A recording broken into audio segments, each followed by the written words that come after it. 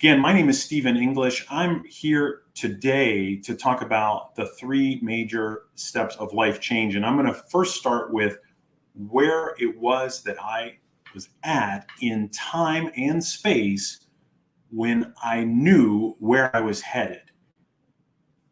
There I was. It was 2016. I was standing in a large meeting room at Samsung Austin Semiconductor. Imagine eggshell white walls, very drab room with large circular tables and many people sitting at those tables looking up at me as their instructor for effective presentation skills. So this was a class that I would teach from time to time. And at that moment, one of the young men in the classroom was standing up in front of the classroom telling us about his experience with public speaking. He went and was very, very confident and engaging with the audience. And then at the end, he said, "I'm very quiet. I'm not a great public speaker. I don't really like speaking." At that moment, I looked around the room and I saw the looks on people's faces. And for whatever reason, at that moment, I felt very, very confident that I could give this young man a little bit of the truth. I wanted to help him redefine his beliefs about himself. I wanted to help him transform who he defines himself as, identify as something different. There's a lot in there, and I'll just say this is what I said. I looked to the group and I said to them, "Is this guy a great speaker or what?" With a smile on my face, I said, "Let's give him a round of applause. Wasn't that amazing?" And all of a sudden, you could see the look on his face change. That little shift. In that moment, there were two people that were at that moment on fire. Their souls were on fire. And that was him and that was me. In that moment, I had such gratitude for the opportunity that I had to stand up in front of this group of folks and pull the energy from the crowd and focus it, laser focus it on this young man to help him redefine who he was at that moment, who he is now. And I know that at that moment, I changed his life just that much. And in that moment, I knew that that is what I must continue to do for the rest of my life. I didn't know how I would get there. I didn't know what it would completely look like. I didn't have a business plan. I didn't have a roadmap. I didn't have a timeline. I didn't have a vision, a mission, a set of goals. I didn't have any of that. I just had this little kernel of thought and a small image of knowing that I wanted to help a person go from good to great, or from functional to fantastic, or whatever it might be. I wanted to help a person transform. I wanted to help a person transform. And at that moment, I knew where I wanted to go. So today, what I'm talking about is not necessarily how to figure out where you want to go. And I gave you some insight into what happened for me in that moment to identify the beginnings, the broad strokes, if you will, of the painting of the future life that I would have.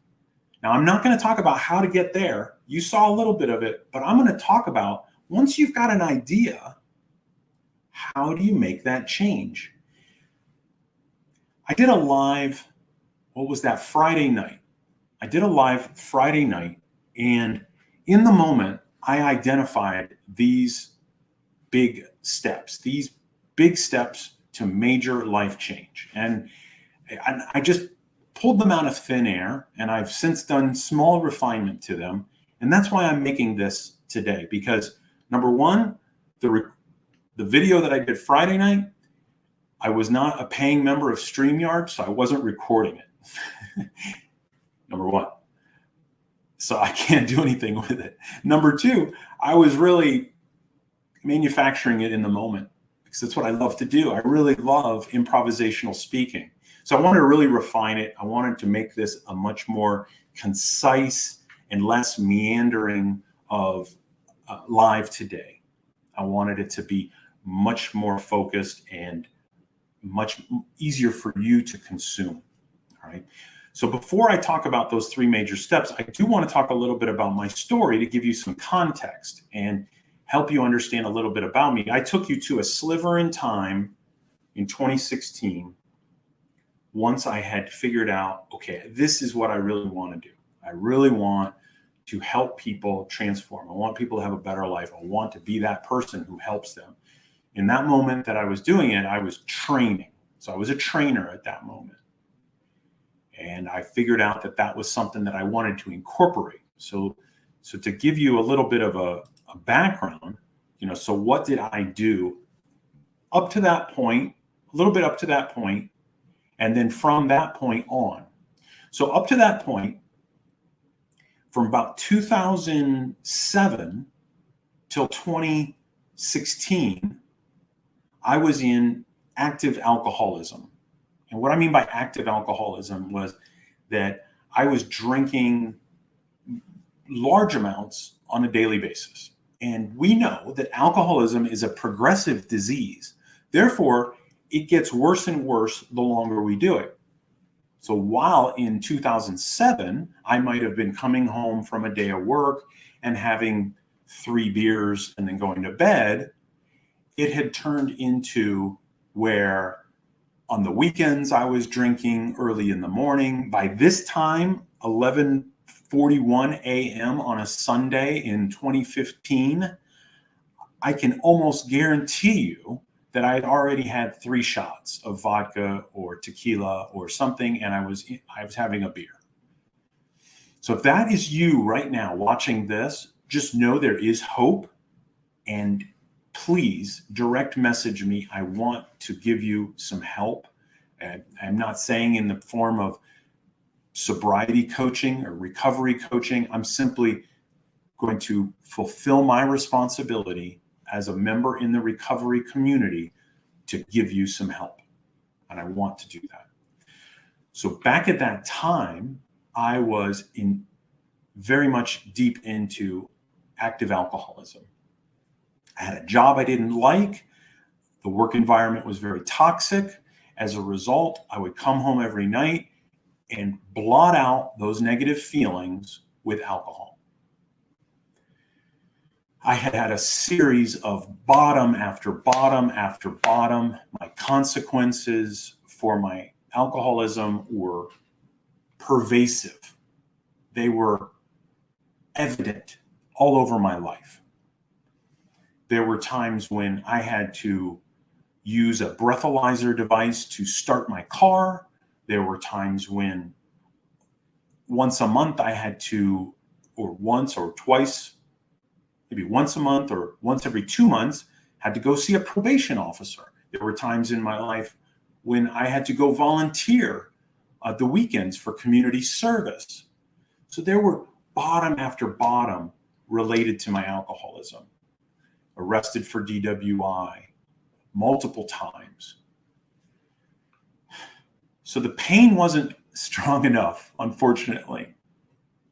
My last time I was arrested was actually 2014, which is very funny considering that 2016 is when things really began to change.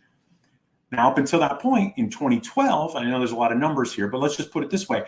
Before I even got to that point, that breaking point where I was like, I need to change my life, I started to see some light at the end of the tunnel. I started to see that there was help out there. I just wasn't ready to take it. And so again, going back to that person today who is still suffering from alcoholism, you're probably saying to yourself, okay, I see the light. I'm not ready. And I get it. Okay, I've been there. All right. Cut to 2016. 2016 was a pivotal year. So August 29th, 2016, and I told this story Friday night. August 29th, 2016, that morning I had an awakening. I was already having a drink. I had probably 4 shots of vodka that morning. And I said, I began to cry, and I handed my bottle of vodka to my girlfriend, and I said, please take this. And she said, like most normal drinkers, I'll save this for a special occasion. And normal drinkers drink like that. Alcoholics, there's no such thing as a special occasion. I can quote, there's a really great quote from Charles Bukowski about that. And it's basically like, when times are bad, we needed a drink. When times were great, we wanted to celebrate and have a drink. When everything was just neutral, we would drink to make something happen.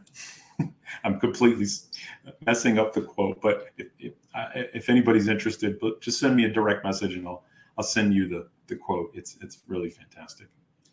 So there I was. That was my breaking point. August 29th, 2016, I started my sobriety journey. So I got sober. Things started to change. I started to see the world very differently. I stopped having what is commonly referred to as stinky thinking. Stinky thinking is where you live in a resentment-driven, shame-driven, guilt-driven world. And at that world that I lived in was a feedback loop. It was a feedback loop from hell. And what I mean by that was that I would have those thoughts, then I would take the drink, the thoughts would go away, then I would make decisions in my life that created more shame, regret, resentment, guilt, and then I would feel bad. So I would take more of a drink, then I would have more thoughts, and so forth and so on. And so I would just, it was a spiral. It was a feedback loop from hell. I finally broke that. So once you get sober, you start to get your feelings back.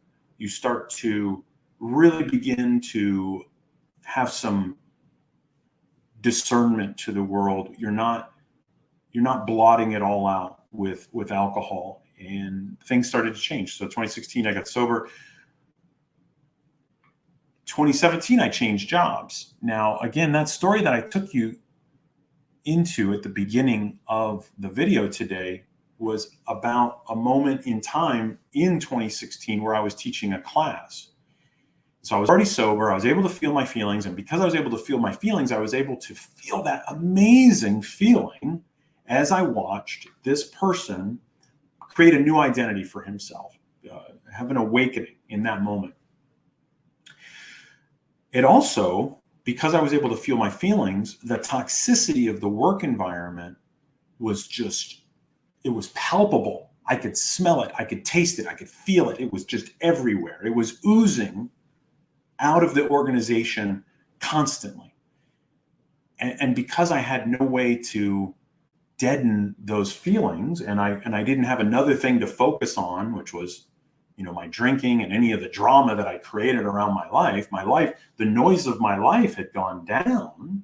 And so now all of a sudden the noise from the work became even louder, because I said, oh my goodness, if I'm not focusing on the drama that I created in my life because of my drinking and all of that, then look at this place. I said, that's it. I got out. I remember very vividly, there was one day I was in a meeting and we were already doing virtual stuff with regard to having some of our management from Korea get on conference calls with us. I'm not going to name names.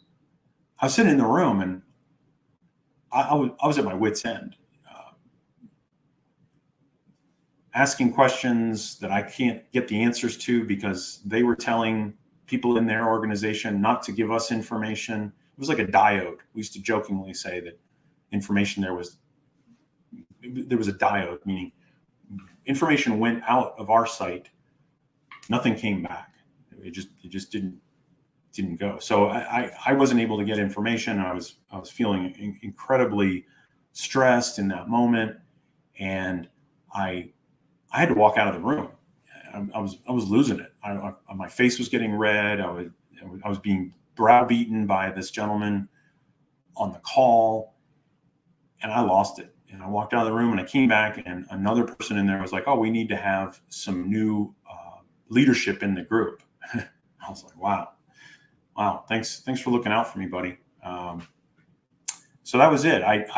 They didn't fire me or anything like that. They moved me into another role, and I already had one foot out the door. So I was already talking to Cirrus Logic.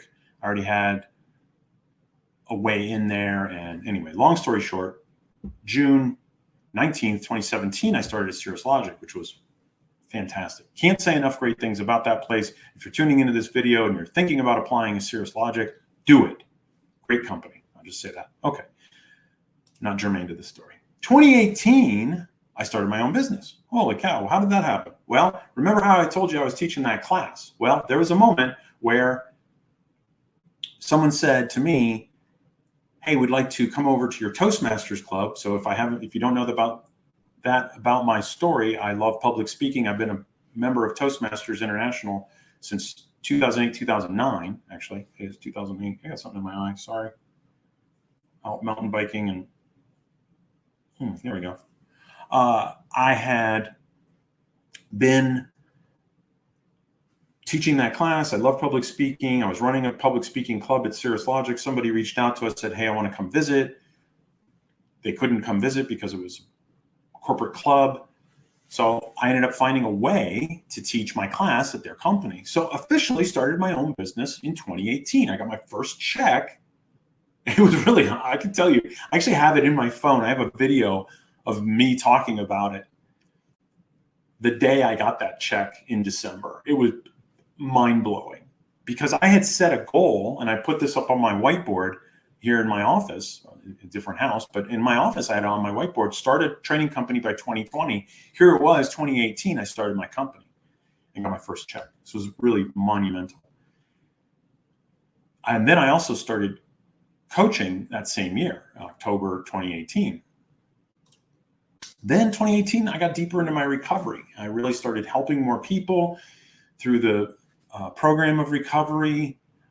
I started really letting it create a better life for me. I really leaned into that. So what did I do, right? So those were some of the major milestones along the way. And now I want to talk about when I zoomed out, when I really, really zoomed out and said, okay, look, not necessarily like the day-to-day actions and, what it was that happened in the narrative, because what worked for me may not work for you. You may not have a problem with alcohol. You may not have a toxic work environment. You may not have, there might be a whole bunch of things that you don't have, but you have something else and you've got a goal. You've got this amazing vision for yourself of something it is that you are compelled to do. And as I say that, I want to say this quote. This is from the Gospel of Thomas. So this is a quote from the Gospel of Thomas. It says, "If we bring forth what is within you, what you bring forth." Oh, geez, I've said this quote so many times. Oh my goodness, I'm blanking on Gospel of Thomas. If you bring forth what is in what is in you, yes. If you bring forth what is within you will save you. If you do not bring forth what is within you, what you do not bring forth will destroy you. Think about that for a minute. If you bring forth what is within you will save you. So inside of you right now, you've got some goal, some mission, some drive, something that you're just so passionate about. You can scream from the tops of the buildings. Hey, Jenny, how you doing? Jenny's got something she's passionate about. If she brings that forth, it will save her. If instead you're holding on to something, you've got this dream, you've got this thing deep inside of you that you're just holding on to, and you keep pushing down and you keep suppressing it, and you're not doing it, you're not bringing it out, it will destroy you. So Gospel of Thomas. I remember reading that quote. I'm embarrassed I blanked on it, but you know what? Progress, not perfection. I remember reading that quote. I thought, this is it. This is the quote that for me, was representative of what was happening. I had to bring forth what was within me, and it did, in fact, save me. It did, in fact, save me. So like I said, when I look back on all these things, I say, hey, what is it that can be distilled from everything that I had done across all that time? What is it that I could distill out that someone else can take and use? You know, it's not specific to my situation. It's not the specific action I took, because how I changed my life isn't exactly how you're going to change yours. But when I got at that meta layer, that 50,000 foot view, when I really, really zoomed way out and looked at it, I said, what were those? So the big steps to take, 3 big steps to take. And the first one, radical responsibility. Radical responsibility. Okay, not everything in the world is your fault, but it is your responsibility. Think about that for a minute. If you got in a car accident that morning, that car accident, you know, if you got in a car accident this morning, I'm sorry, first of all, but if you did, and it wasn't your fault, that doesn't mean you don't have to take responsibility. And what I mean by that is, at this point now, you need to call a tow truck. You need to get a quote for the repair. You need to take the car to the shop, the body shop. You need to, to get the estimate, you need to call the insurance company and get whatever, payment information for the deductible. That's your responsibility. So it may not be your fault, but it is your responsibility. And so once you can start taking radical responsibility for your life, then you go from being a victim to a creator. So that's one distinction, going from victim to creator or victim to owner. So you start to own your life. You start to go from being at the effect of your life to being at the cause of your life. So in other words, while these things may be happening to me, I'm choosing how to respond to them. Therefore, I'm in the driver's seat. Think about that for a minute. So here's the deal, right? As soon as you start to recognize how much power you have, and I'm not going to say control, I'm going to say control. You have control over your actions. You don't have control over the world. But once you start to recognize how much power you have in your life, then it's going to make taking action just that much easier. Because and I have these conversations with people, I'll have an instant message conversation with somebody, and I'll say, what is it you're working toward? What's a goal? And they'll say something about a career goal. And then I'll say, well, what's the real challenge? And then they'll point to all these things outside of them. And they won't take any responsibility. And I press on them and I ask, well, what can you do about that? Oh, nothing. How can you respond to that differently? I don't know. I'm stuck. I can't. And then I find myself saying, well, do I want to argue with this person for their own limitations? The answer is never yes. The answer is, instead, what I'll do is I'll share a story. I'll share a story about somebody, maybe one of my clients, or share a story about myself. But you have to take radical responsibility. That is key idea. The next thing is manage your inputs. And when I did this live on Friday night, I said something about networking. And I wanted to really, I thought about that later. I'm like, networking is still very down here at 10,000 feet. I want to get out way higher. I want to be up at 50,000 foot, 30,000 foot level. Because while creating a network, maybe a tribe of mentors or a group of people who represent what it is that you want to attain. Maybe these are folks who've already had the kind of success that you want. They've already created whatever it is. They already have those characteristics in their life. So you want to be around them. That's all well and good. But then I thought about it. It actually goes a little bit deeper, because there was a point there when I was speaking about it where I remembered something. So Jim Rohn, those of you who know who Tony Robbins is, I'm sure everybody here knows who Tony Robbins is. Most people don't know who Jim Rohn is. Well, Jim Rohn is who Tony Robbins learned from. So if you haven't heard of Jim Rohn, R-O-H-N, go look him up. Amazing motivational speaker, amazing. And he said, you are the average of your 5 closest friends. And when I said something about network and all of that, I thought about that. You're the average of your 5 closest friends. And then I remembered a caveat that I heard years later from another writer. And he was saying you can include people that you're often listening to. So in other words, while I don't know Jim Rohn, he's long since passed. I think it's probably over 10 years since he's passed, maybe even more than that. I can know him from his writings and from his audios and all of that. And so he's in my world. So he's still a mentor to me. But then I thought about it more. And then I thought of Trevor Moawad. So Trevor Moawad wrote a fantastic book called It Takes What It Takes.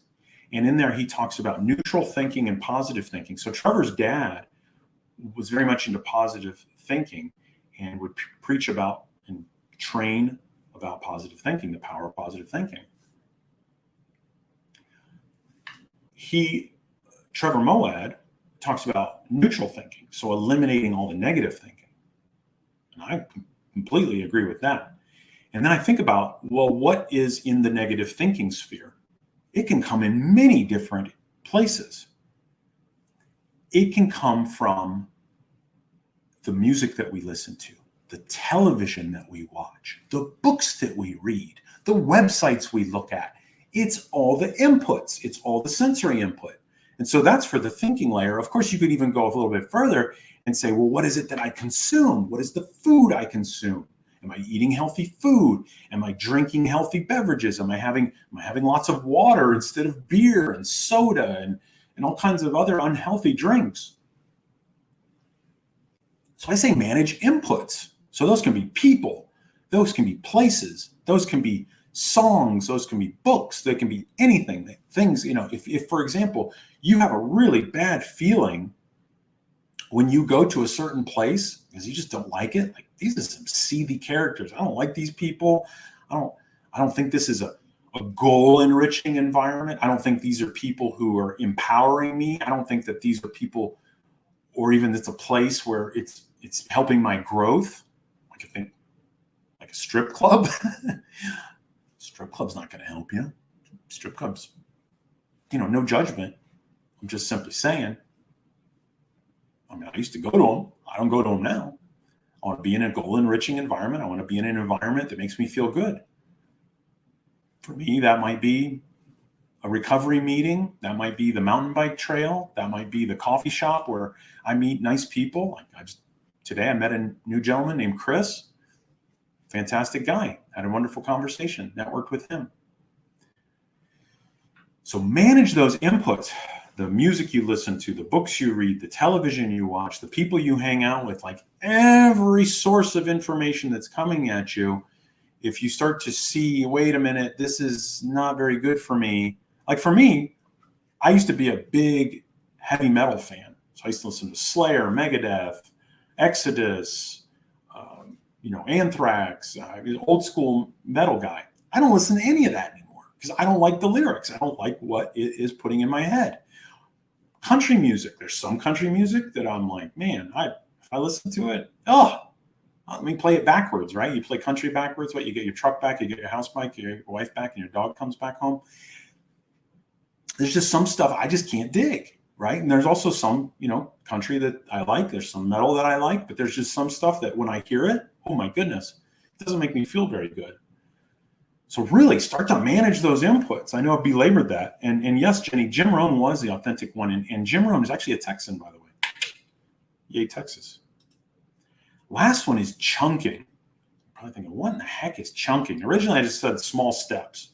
But I wanted to go one step further than saying small steps. And I wanted to say chunking, because what chunking is when you've got a really, really, really big goal, break it up into little pieces. Break it up into little tiny pieces. And then take those small pieces one step at a time. The reason why that's important to chunk and to take small steps is so that you can feel a sense of accomplishment. So you can feel like, hey, you know what? I can do it. And that plays into your confidence. Oh my goodness, confidence, how important confidence is here. So chunking, so take the big goal, whatever the goal might be. Like in my case, hey, to start a training company. So I didn't go and say, oh, I looked for the small step. I didn't take the big step. I didn't say, oh, you know what? I'm going to start a training company. So the first thing I need is I need an office. So let me go down and rent out some office space. Yes. And then, I need some servers for my internet, my computing. I better go buy a bunch of servers. And I better go buy some big billboards along the highway. No way, man. Small steps. In my case, it was finding that first company, and it was just out of nowhere. A call came my way. I said, hey, I can help you. Can I come teach that class? I took a day off from my job, put in PTO, went over there, taught the class. That was a small step. Managed to turn that into another training class. Then I started coaching 1, 2 people. Then I went over to Thumbtack and I set up a Thumbtack account. Small step. I coached a couple of people over there. Made a little bit of money over there. Made a little bit of impact over there. Got myself some recommendations. Then I made a change to my LinkedIn profile to be eligible to go on to LinkedIn Profinder. So I revamped my profile. That was a small step. Then I went over to LinkedIn Profinder and started getting clients. Baby steps. I know that sounds, it's funny. What's that movie? There's a movie where they said baby step to the door, baby step to the car. Anyhow. We'll just say chunking. I think it sounds better than baby steps. So chunk it down, get those small steps, and take those steps. So anyhow, I hope my story, and I hope these 3 big steps to take make sense to you. Of course, if you've got questions, I don't know how many people are on here. I don't know why I don't know that. So if you have a question, please type it in the chat. Please put that in there. I would love to know what kind of questions you have as a result of this. What's that big thing that you want to do next? If you're feeling a little bit shy about it and you don't want to put in there, oh yeah, what about Bob? Thank you, Jesse. That was the movie. If there's some question you have and you don't want to put in the chat because you don't want it public, that's fine. Just shoot me a direct message. If we're not already connected, hit the connect button, and in the outreach, the customized invitation thing, just say, hey, I was on your live. That will make me more open to hitting the connect button in a more timely fashion. I've actually had a little bit of a explosion of people connecting with me as a result of the post I made on Monday. So thank you so much. If you're new to my network, thank you so much. There's a couple of you here that I recognize your names as new to my network. Thank you very much. There's also some folks I've known for a long time, like Jenny and Jesse. I've known him for a little bit here. So let me know what questions you have. Otherwise, I'm just going to kind of wrap things up a little bit and tell you a little bit about what I do now and what I can help you with. And, just quick advertisement, so to speak. And I don't want to go too long because actually, we're already at 38 minutes. So obviously I do one-on-one coaching. I work with executives. I work with business owners. I work with folks who want to eventually be an executive, high potentials in order to improve their career and their life. And it's interesting is any coach who is honest about it will tell you that while a person comes to them initially for something very specific to their career, ultimately, when we dig down deeper, we start to find that there are things in their life that are really getting in the way of their success, and it could be in the personal world. I've had clients where they had a challenge with drinking, or they were cigarette smoker, or they had some problems with their relationships, be it their personal relationships or their work relationships, and I help them address them. So I really feel like the coaching can be very broad. You see my messaging. I say I help introvert leaders. I help all kinds of folks. However, introvert leaders is kind of my wheelhouse, because while you see me here today being very confident and being very poised in my speaking, I wasn't always like this. So I want to help other people get to that level of confidence. I want to help them go from wherever they are 2 times, 3 times, 10x, whatever level. That's my mission there. Of course, training. So if you are tuning in today and you're a learning and development executive or HR executive, and you say, hey, we need somebody to train. I teach soft skills classes, effective presentation skills, effective meeting skills. I just taught a class based on this book called The Coaching Habit, which is really cool. This helps your managers learn to use coaching questions and the coaching framework in order to get the best out of the team members. So that was a really fun class that I just taught. Really, really loved that. And then, of course, hey, if you are an association leader and you have slots for keynote speakers and you want to have somebody come out and talk about career change or resilience or coping with adversity, or I don't know, just anything. Honestly, I have a bunch of different speeches that I've delivered in the past. Also, I can make stuff up really, really fast. As you can see, I love doing improvisational speaking here. It's my jam. And that's because I've done it for so long that self-judgment, that criticism, that imposter syndrome, all of that stuff that used to be up at a volume of 10 is now down at a 3. I was going to make a joke about it goes up to 11, but only some people know where that joke comes from. Anyhow, please let me know some questions. I'm going to hang out here for another few minutes. I'll say hi to some folks like Kim and Jesse and Jenny, Ecom. I said it the right time, or maybe I said it right one of the times I said it. I'd love to know how to pronounce your name. And Asagal. Hope you're all having a wonderful day. If you have questions, like I said, that you're a little bit hesitant to ask, send them to me as a direct message. I would be more than happy to answer them. I'm actually going to use today's live. I was standing downstairs in the shower thinking, what else can I use this for? And what I'm going to do is when I download it, I'm going to turn it into a blog. So I'm going to download it, I'm going to transcribe it, and I'm going to put it into a blog so that people can look at it and read it. So ask any questions away. I don't know how many folks are here. Otherwise, I'm going to give it the 2-minute warning. 12:15, we will wrap up. 12:15 Central Standard Time, and I'm going to go get some food in me. I got up, had my coffee, went for a bike ride for a couple hours, and then jumped on and did this. So low blood sugar central here.